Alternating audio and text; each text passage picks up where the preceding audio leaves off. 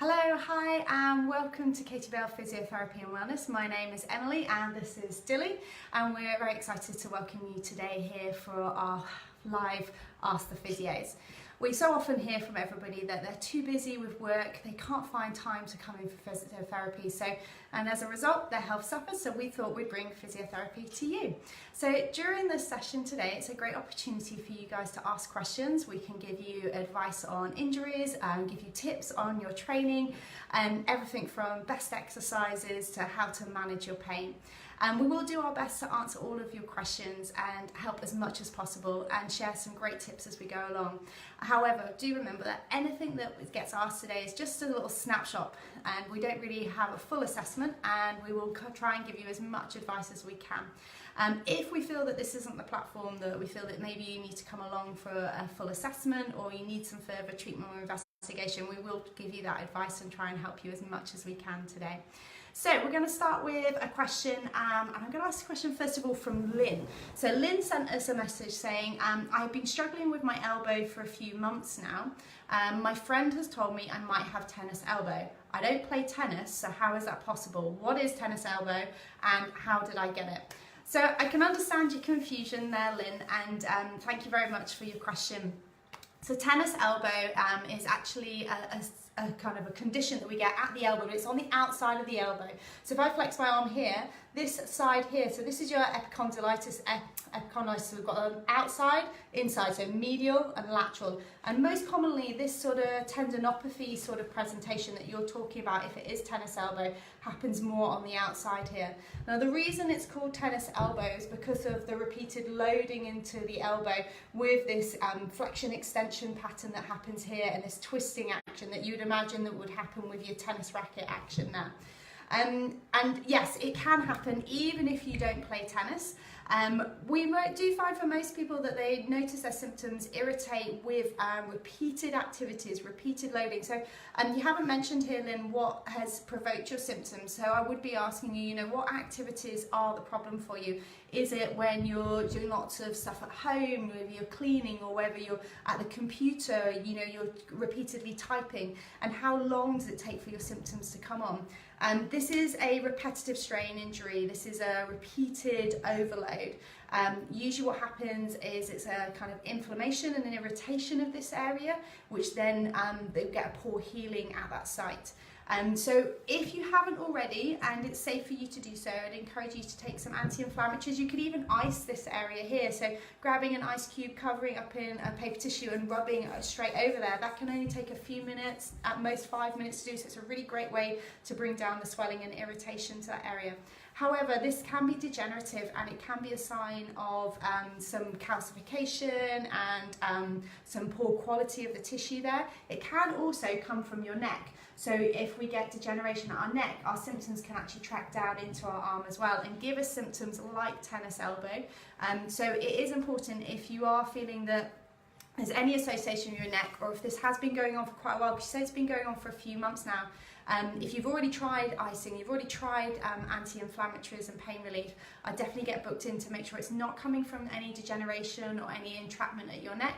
And also we can show you some techniques of how to recondition this. But first port of call, get the pain managed, get the swelling down, take some anti-inflammatories and do some icing as well. I hope that helps, Lynn, and if you've got any questions, do feel free to come and see us at the clinic.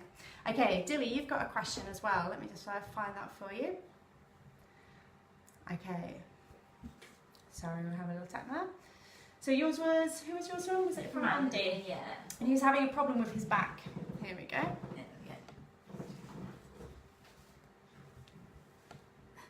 There we go, sorry. Okay, So we've had an email in from Andy, and it says, I've had back pain around my mid-back for the past few months on and off. It worsens during the week when I'm sat more. I feel much better on the weekend when I can walk around more. How can I stop it creeping in during the week? So we get this question a lot, and it tends to be from people that work at a desk all day or are driving a lot for their job, because they're in that sort of prolonged posture for a long time, sort of sitting at a desk with their shoulders rounded, and then when that happens, everything gets really shortened, and that's when we start to get that pain there.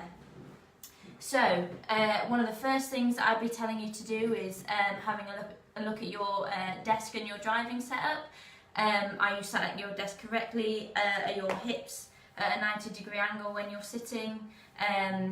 Your depth that your screen is right in front of you and you're not having to twist up and down to have a look. Is your typing at the right height? Is your mouse at the right height? That sort of thing. And then also for driving as well, that we're not sat too far back and not sat too far forward. And also a lot of the time it happens because we get into a task and then we sit in that posture for a long time. So just a reminder to keep yourself nice and active at work.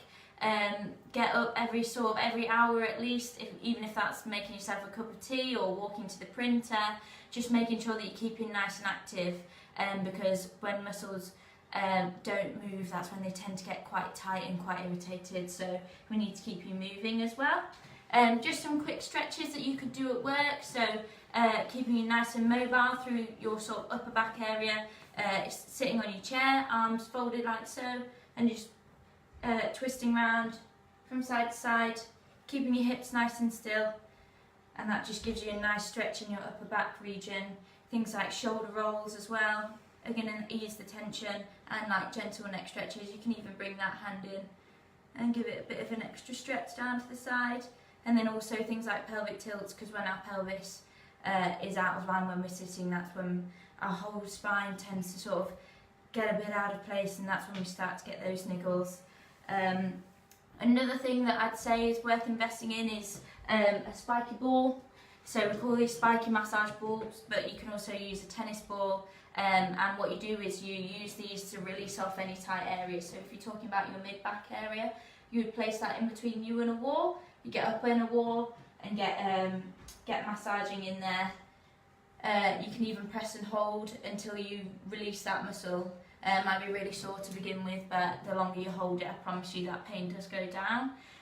You can use that all around your body, so if you're getting tight into the tops of your shoulders as well, which is what we tend to do, or tight through the chest, because if we're sitting at a desk all day, then we tend to shorten through the front here.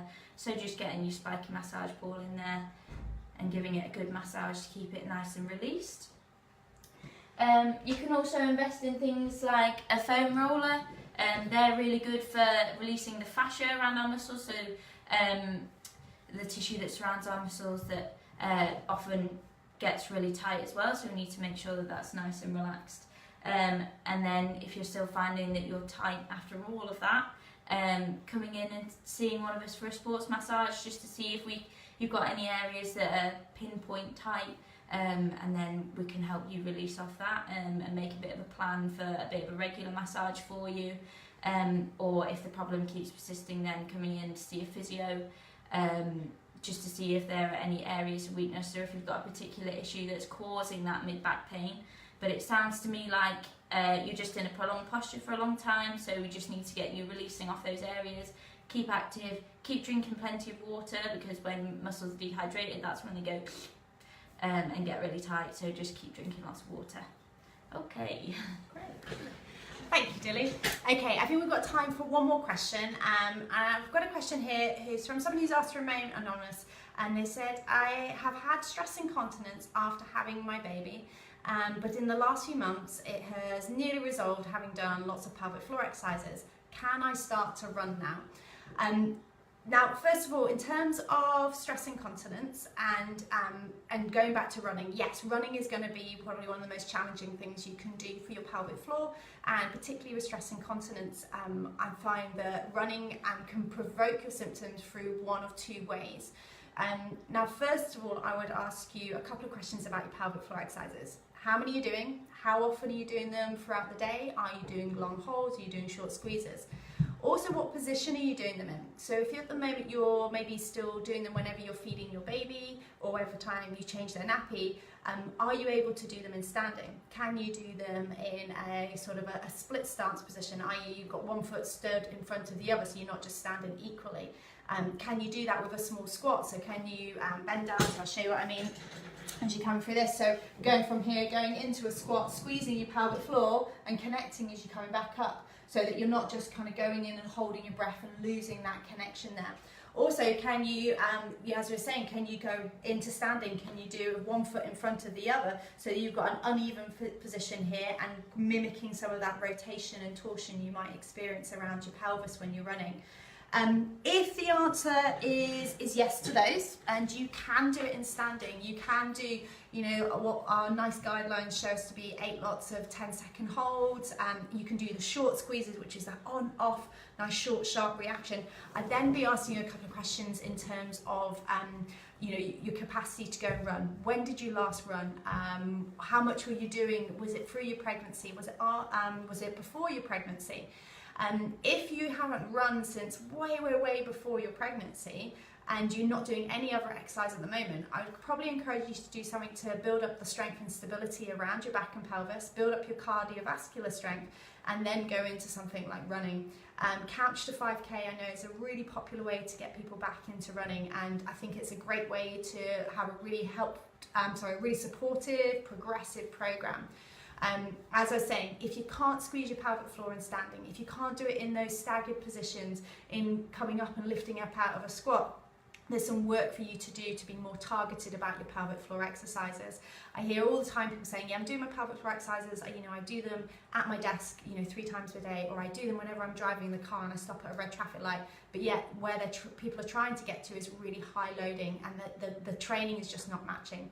The other question I would have is that when you go running, obviously it's not just the impact that you're going to be experiencing and loading through that pelvic floor, it's also the change in the breath cycle. So as you're breathing when you're running, certainly for me when I go running, I have to breathe a lot deeper and a lot faster to keep up with my running. So that's not like my normal resting breathing rate. And sometimes what women will also find after they've had a baby, your tummy has stretched, your diaphragm has moved, your pelvic floor has been put under pressure, and that actually changes the way that they synchronize together. So they work as a team, and actually having a really healthy, strong pelvic floor is yes about the pelvic floor, but it's also how it works in coordination with the surrounding stability muscles. So you could try it as well, if you're happy in standing, or you kind of want to target your pelvic floor exercise a little bit more, I'd encourage you to do, as we call it, our wink and zip. So you activate your pelvic floor in the position that you're choosing to train in, keeping it there for a breath in and out. But not only a breath in and out, maybe mimicking some of the deep breathing you'd be doing with running. So I would do breath in to prepare, squeeze my pelvic floor as I breathe out, and then take a deep breath in and a strong breath out.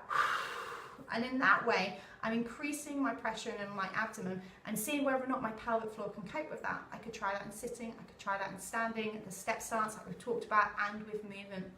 And I would couple that alongside any running training I'm doing.